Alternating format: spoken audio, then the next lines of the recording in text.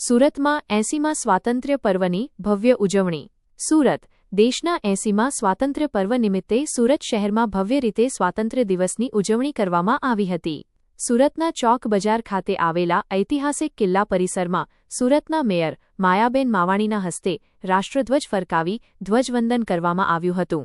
સુરત મહાનગરપાલિકા દ્વારા આ વર્ષે સેન્ટ્રલ ઝોન વિસ્તારમાં જિલ્લા કક્ષાની ઉજવણીના ભાગરૂપે વિશેષ ધ્વજવંદન કાર્યક્રમનું આયોજન કરવામાં આવ્યું હતું।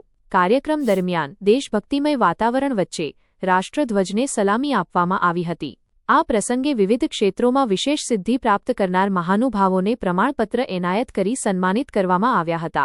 સાથે જ સુરત ફાયર વિભાગના જવાનો દ્વારા આપાતકાલીન પરિસ્થિતિઓમાં કરવામાં આવતી કામગીરી અને બહાદુરીની પ્રશંસા કરી તેમને શિલ્ડ આપી સન્માનિત કરવામાં આવ્યા હતા।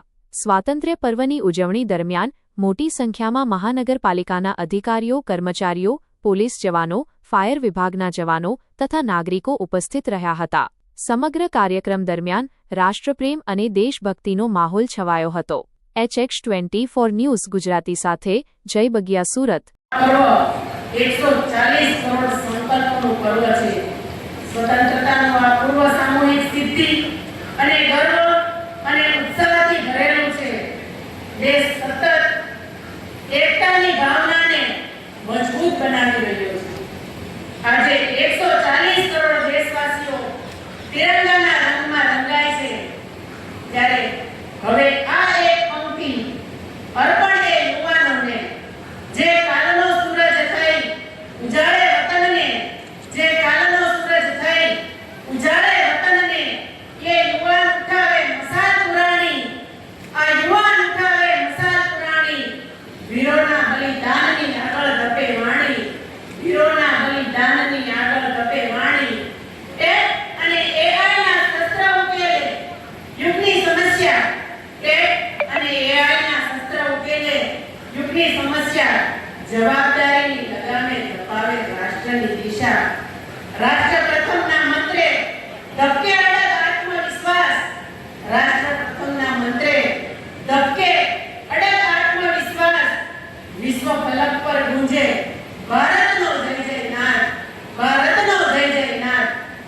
આજનો આ દિવસ એ માત્ર તારીખ નથી, પરંતુ કરોડો ભારતીયોના ત્યાગ, સંઘર્ષ અને શક્તિની સદીઓથી પુરાણી ગાથાનું જીવન પ્રતીક છે। બેડી તોડવા કાજે એ સ્વપ્ન સાકાર થાય આજ નારીના રાજે, એ સ્વપ્ન સાકાર થાય આજ નારીના રાજે।